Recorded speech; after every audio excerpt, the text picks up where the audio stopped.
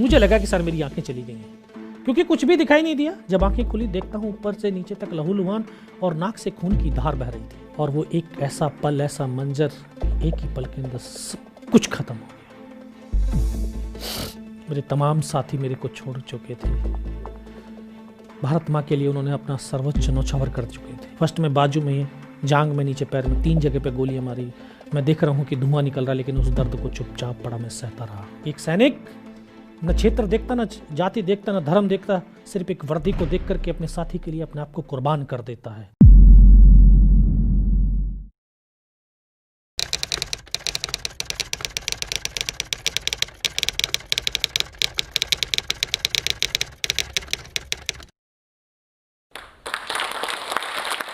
बहुत बहुत धन्यवाद।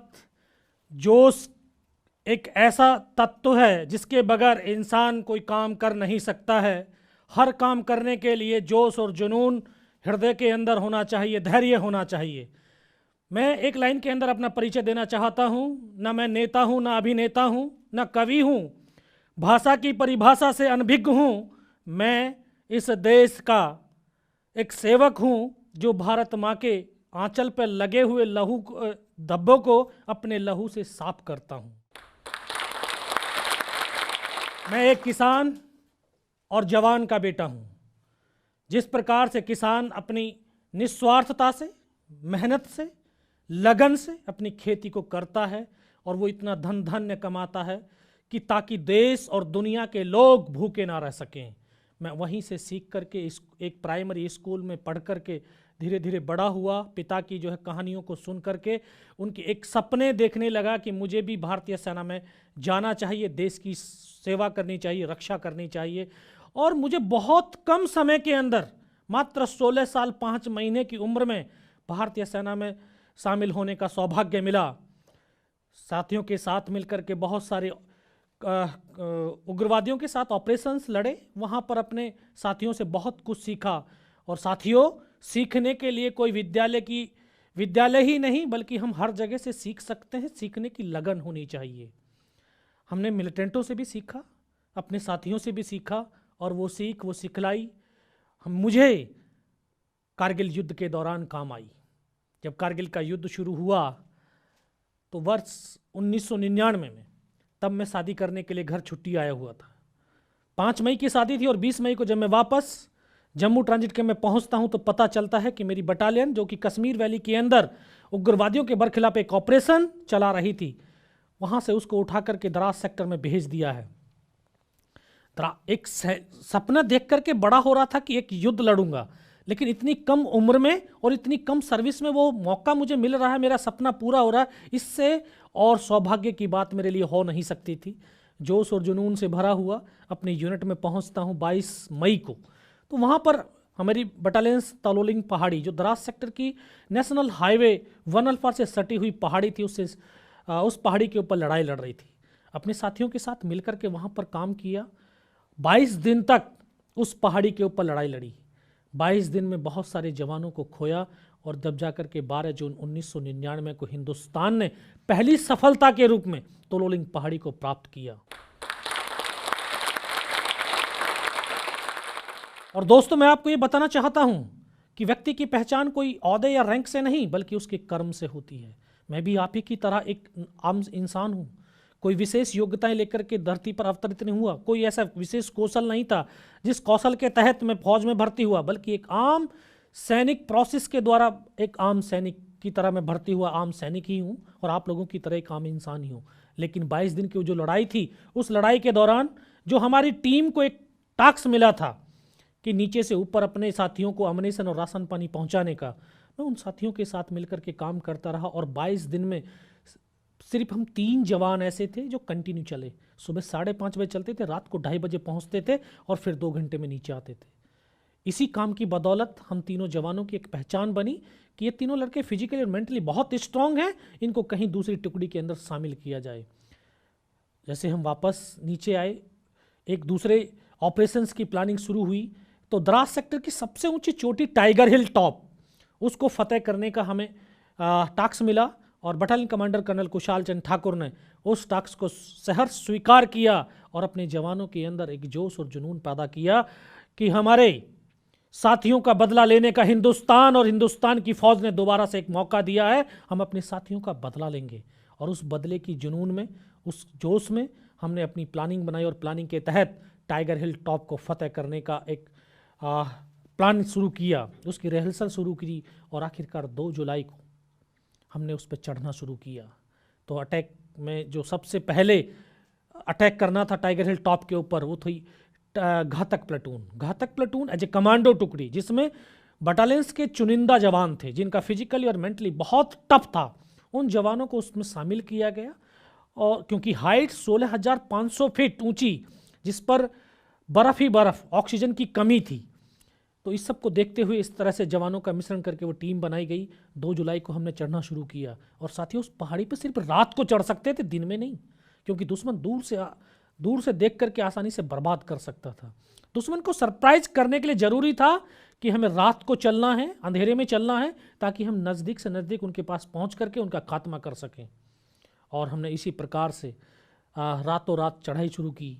और वो तो इतनी मजबूती के साथ बैठे हुए थे, उन्होंने कभी सपने में भी नहीं सोचा था कि हम यहाँ से वापस चले जाएंगे। लेकिन ये हिंदुस्तान के सैनिक थे जिन्होंने उनके मोर्चों के अंदर घुस करके उनका कब्रिस्तान बना दिया था। 2 रात और 1 दिन की चढ़ाई चढ़ने के बाद तीसरी रात की वो सुबह आज भी मेरे दिल और दिमाग के ऊपर छाई हुई है। सुबह का वक्त था, रस्सियों के सहारे कठिन बिल्कुल 90 डिग्री की चट्टान, उसके ऊपर रस्सियां बांध करके एक दूसरे का सहारा लेकर के ऊपर चढ़ रहे थे। तभी दुश्मन ने दोनों तरफ से फायरिंग खोल दिया और हमारा रास्ता कट ऑफ हो गया। केवल हम 7 जवान ऊपर पहुंच पाए। ऊपर पहुंचते हैं तो सामने दुश्मन के 2 बंकर्स, 7 जवानों ने जाकर के आधाधुंध फायरिंग किया और उसमें बैठे हुए तमाम पाकिस्तानी सैनिकों को मौत के घाट उतार दिया। लेकिन जो टॉप था, टॉप वहां से 50-60 मीटर रहा होगा। टॉप पर बैठे हुए दुश्मन ने देखा कि हिंदुस्तान की फौज यहां तक पहुंच गई है, इतना जबरदस्त हमारे ऊपर गोलाबारी शुरू किया कि हम एक कदम आगे रखते हैं तब भी हमारी मौत है और एक कदम पीछे रखते हैं तब भी हमारी मौत है। यानी मरना तो निश्चित हो गया था। अभी हमने सोचा मरना ही तो है, मरने से पहले जितने ज़्यादा से ज़्यादा पाकिस्तानियों को मार सकते हैं मारेंगे। क्योंकि मैं आप सबको ये बताना चाहता हूँ कि हिंदुस्तान का सैनिक, उसका शरीर चाहे गोलियों से छलनी क्यों ना हो जाए, उसके शरीर के अंदर एक रक्त का आखिरी कतरा भी बचता है और आखिरी सांस भी बचती है, तो उसके कदम हमेशा दुश्मन की तरफ बढ़ते हैं, उसके कदम कभी पीछे डगमगाते नहीं हैं। ये ताकत है मेरे देश और मेरी सेना की। हमने सोचा मरना ही तो, इसलिए हम आगे बढ़े और आगे बढ़ करके उनकी डेड बॉडियों को बाहर निकाल करके फेंका और उनके मोर्चों से हमने फायरिंग शुरू किया। 5 घंटे तक लगातार हम वहाँ से उनसे लड़ते रहे, लेकिन देर पीछे से बिल्कुल कट ऑफ थे, कोई सपोर्ट था नहीं, तो अम्यूनिशन भी खत्म होने लगा। फिर हमने दोबारा से प्लानिंग बनाया कि हम फायर तब खोलेंगे जब दुश्मन बिल्कुल नज़दीक होगा। तो उसी प्लानिंग के साथ हमने, जब दुश्मन ने भारी तादाद में हमारे ऊपर गोलाबारी किया तो हमने फायर बंद कर दिया। फायर बंद करते ही तो उनको भी लगा कि शायद इनका अम्यूनिशन खत्म हो गया या मारे जा चुके हैं। तो उसी को देख करके उन्होंने 20-25 मिनट के बाद 10-12 पाकिस्तान के जवान सिर्फ ये देखने के लिए कि हिंदुस्तान के जवानों की संख्या कितनी है, जिंदे या मर गए, तो जब वो पत्थरों से निकल करके सामने आए तो हमने एक साथ, क्योंकि अलग अलग पत्थरों के पास आपस में कोऑर्डिनेशन करके बैठे हुए थे, एक साथ फायरिंग किया। उनमें से 1-2 बचा होगा, सबको मौत के घाट उतार दिया। तो देखा जो उनका 1-2 बचा था, उन्होंने जाकर के अपने कमांडर्स को बताया कि हिंदुस्तान की वहाँ पर जवानों की संख्या 8 या 10 ही है। विदिन 30 मिनट हमें संभलने का मौका ही नहीं मिला। 35 से 40 पाकिस्तान के जवान दोबारा से हमला कर दिया और हमला इतना ज़बरदस्त, जितने भी उनके पास हैवी वेपन थे तमाम वेपन्स का आधाधुंध फायरिंग किया और फिर ऊपर से पत्थर फेंकते हुए अल्लाह अकबर के नारे लगाते हुए नज़दीक आने लगे, ग्रेनेड फेंकने लगे। लेकिन हमने फायर नहीं खोला क्योंकि हमें मालूम था कि अगर हम फायर खोलते हैं हमारी लोकेशन जाहिर होगी और दूर से दूर हमें आसानी से बर्बाद कर देगा वो। हम नज़दीक आने का उनका इंतजार करने लगे, तो काफ़ी नज़दीक आए तो जो हमारी एक LMG थी, लाइट मशीन गन, वो उनको दिखाई देगी। सीधा उसी के ऊपर उन्होंने जो RPG का राउंड दाग दिया और वो हमारा वेपन डैमेज हो गया। तो आज भी मेरे प्लेटून हवलदार के वो शब्द जहन के अंदर गूंजते हैं। उन्होंने मुझे आवाज़ दिया, योगेंद्र इस LMG को उठा करके फेंक, क्योंकि इस वेपन के सिवा आज दुनिया में कोई बचाने वाला नहीं है। मैं वेपन को उठा करके उनकी तरफ फेंका तो मेरी नज़र ऊपर की तरफ गई, देखा था हूँ सामने पत्थर के ऊपर 7 पाकिस्तान के जवान खड़े हुए हैं। मैं बोला सर ये तो बहुत नज़दीक आ गए, शायद मेरी आवाज़ वहाँ तक पहुँची। उन्होंने सीधा ऊपर से ग्रेनेड फेंका और ग्रेनेड का जो मेरा एक साथी था पीछे तरफ लेट करके फायर कर रहा था, दोनों के बीच में आकर ग्रेनेड फटा, उसकी यहाँ से उंगली कट करके दूर जा करके पड़ी। तो उसको, जिसको चोट लगती है दर्द का एहसास उसी को होता है, उसको लगा कि शायद उसका हाथ कट गया है। तो एकदम से बोला यार मेरा हाथ कट गया। मैं पीछे की तरफ मुड़ करके देखा, मैं बोला नहीं सर आपका हाथ नहीं बल्कि उंगली कटी है। उनको फर्स्ट एड दिया। फिर एक और जवान जख्मी हो गया, उसको वो फर्स्ट एड दिया, और उनको सबको बोला कि यार आप जो है नीचे की तरफ कूद जाओ, शायद हो सकता है अपने साथी चढ़ सकते हैं, चढ़ाने की कोशिश करना। लेकिन दोनों जवानों ने नीचे जाने से मना कर दिया। अभी तो मैं मत स्कूल के अंदर किताबों में पढ़ करके आया था कि एक हिंदुस्तान का सैनिक दूसरे सैनिक के लिए अपने आप को कुर्बान कर देता है। आज तो प्रत्यक्ष रूप से देख रहा था। एक सैनिक न क्षेत्र देखता, न जाति देखता, न धर्म देखता, सिर्फ एक वर्दी को देख करके अपने साथी के लिए अपने आप को कुर्बान कर देता है। ये हमारे लिए, हम जैसे नए जवान, बहुत बड़ा मोटिवेशनल था, बहुत बड़ी ताकत थी। हमने देखा तभी एक और स्नाइपर वाला था हमारा साथी, उसके ऊपर 3 तरफ से फायरिंग आने लगा। तो उसकी हेल्प के लिए फिर एक मेरा ट्रेनिंग का साथी था, हम दोनों एक रूममेट में थे, दोनों को भेजा कि आप लोग जाओ उसकी हेल्प के लिए। जैसे वहाँ से हरकत किया तो मेरी हरकत शायद उनको दिखाई दी होगी, उन्होंने तुरंत जो है उसी हरकत के ऊपर फिर ग्रेनेड फेंका, और ग्रेनेड का एक स्प्लिंटर आकर के मेरे भी घुटने के नीचे लगा। तो जैसे मैं खड़ा था, खड़े खड़े नीचे गिर गया, तो मुझे भी आभास हुआ कि शायद मेरा पैर कट गया है। तभी मैंने नीचे गिरते ही हाथ मार करके देखा तो पैर तो था, लेकिन बहुत गहरा जख्म था। खुद फर्स्ट एड करने लगा, फर्स्ट एड कर ही रहा था, तभी एक और स्प्लिंटर आकर के लगा और यहाँ से ये पूरा काट दिया। इसको कटने के बाद मुझे लगा कि सर मेरी आंखें चली गई हैं, क्योंकि कुछ भी दिखाई नहीं दिया। जब आंखें खुली देखता हूँ ऊपर से नीचे तक लहूलुहान और नाक से खून की धार बह रही थी। बहुत देर तक ब्लड साफ करता रहा, लेकिन खून बहना बंद नहीं हुआ। लेकिन फिर भी रेंगता हुआ अपने साथियों के पास पहुंचा और पहाड़ी से पीठ लगा करके, ठीक हम आमने सामने बैठे हुए थे, तभी मैं उनको बोला साहब आप मेरा फर्स्ट एड कर दीजिए। तो उन्होंने बोला कि ठीक है पहले ऐसे कर, फायर कर। तो मैं फायर करने लगा। कुछ देर के बाद मैं देखता हूँ कि मेरा साथी अपना फील्ड पट्टी निकाल करके उसकी पॉलीथीन फाड़ने के लिए यहाँ तक हाथ पहुँचता है, यहाँ पर गोली लगती है, और इस तरह से करता हुआ पीछे की तरफ लेटता चला जाता। तो एक हाथ पकड़ करके मैं बोलता सर क्या हुआ, लेकिन एक शब्द भी तो नहीं बोल पाते।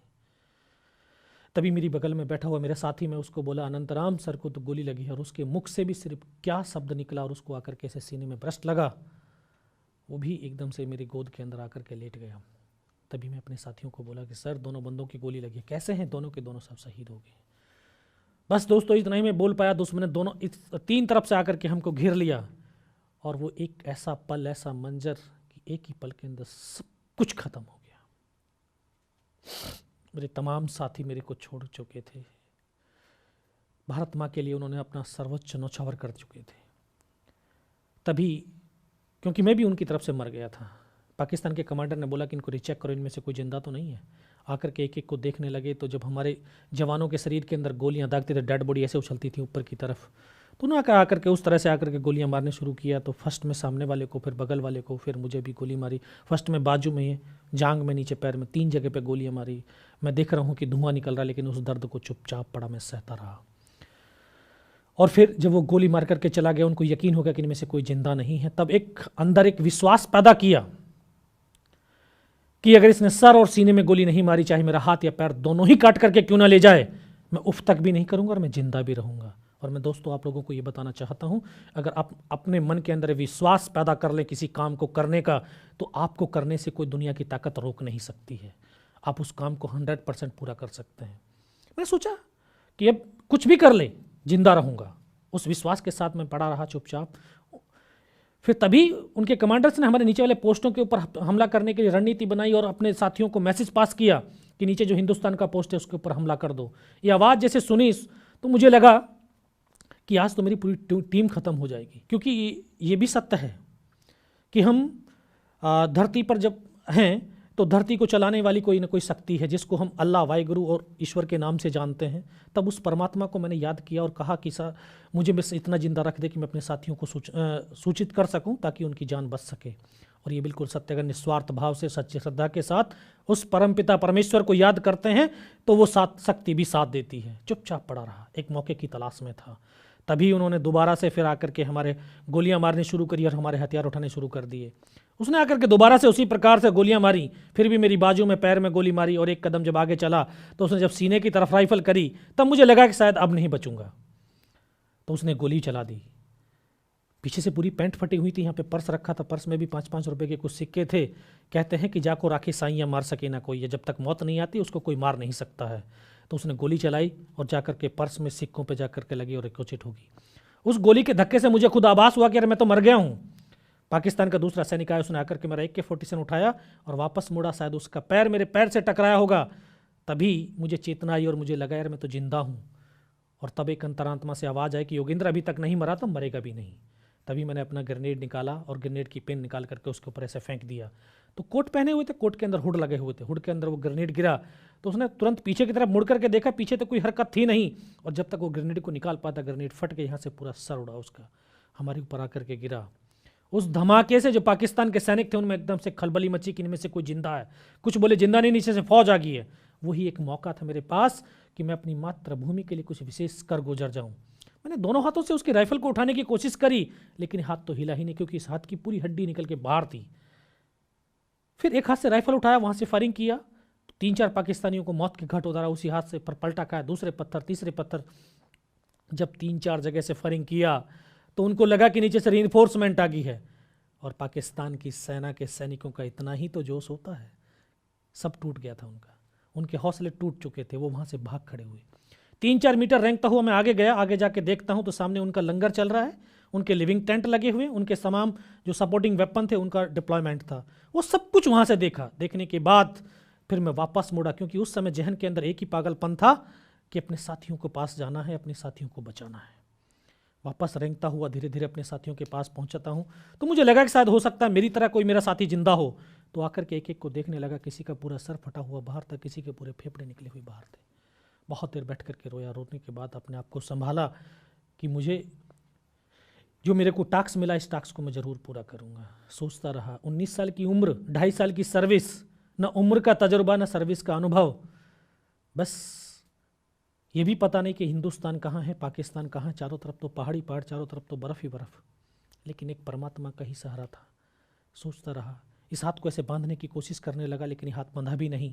फिर सोचा इसको तोड़ देता हूँ, इससे अच्छा तो तोड़ने की कोशिश करी, लेकिन टूटा नहीं। फिर इसको उठाया, कमर पे फेंका और सोचता रहा कि किधर से जाऊँगा। तभी एक आवाज़ सुनाई दी, जिसने बोला बेटा इस नाले से नीचे की तरफ चला जा।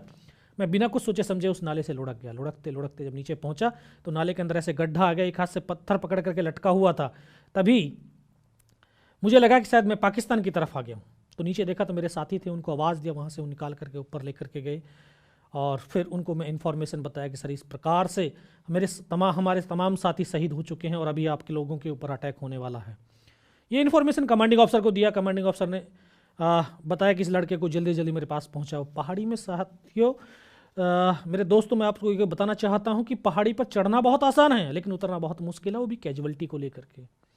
मुझे साथी अपने जो है जवान कंधे पे डाल करके पीछे की तरफ लाने लगे। 1:30 या 2 बज रहा था दिन का उस समय। सीओ साहब के पास पहुंचते पहुंचते शाम हो गई थी। इतना ब्लड निकल चुका था कि मुझे भी दिखाई देना बिल्कुल बंद था। सीओ साहब ने बोला बेटा पहचानता? मैं कहा साहब आवाज़ सुनाई दे रही लेकिन दिखाई कुछ नहीं दे रहा। बोला मैं तेरा commanding officer colonel Kushal Chandra Thakur. तो तभी मुझे पता चला और कि मैं यहाँ पर पहुँच चुका हूँ उनके पास। तो मैं बोला सर मुझे बहुत तेज़ सर्दी लग रही है। उन्होंने अपने टेंट के अंदर लिटाया, 3-4 स्टॉप जलवाए, थोड़ी सी गर्मी महसूस हुई। तो बोले बेटा कुछ बता सकता? मैं कहाँ सब बता सकता हूँ। तब उनको तमाम ऊपर की इन्फॉर्मेशन थी वो दिया। और लास्ट में सीओ साहब ने बोला बेटा जवान की रिक्वायरमेंट क्या है? मैं कहा साहब जवान की रिक्वायरमेंट अम्युनिशन और फील्ड पट्टी के, बाकी कोई रिक्वायरमेंट नहीं है। बोला खाने के लिए नहीं चाहिए? दोस्तों 72 घंटे से भी ज़्यादा का समय हो गया था। एक बड्डी पियो ने सिर्फ आधा बिस्कुट का पैकेट खाया था, बाकी तो भूख ही नहीं लगती है साहब, आधा तो बैलेंस था हमारा। बस इतना कहते कहते तभी डॉक्टर साहब ने कौन सा इंजेक्शन लगाया, फिर मुझे पता नहीं मैं कहाँ पर हूँ। 3 दिन के बाद होश आया, देखा पता चला कि 92 बेस हॉस्पिटल श्रीनगर। और वहीं पर मुझे पता चला कि उसी रात को मेरी टुकड़ी ने दोबारा से अटैक किया और बिना कुछ कैजुअलिटी के टाइगर हिल टॉप के ऊपर विजय पताका फहरा दिया।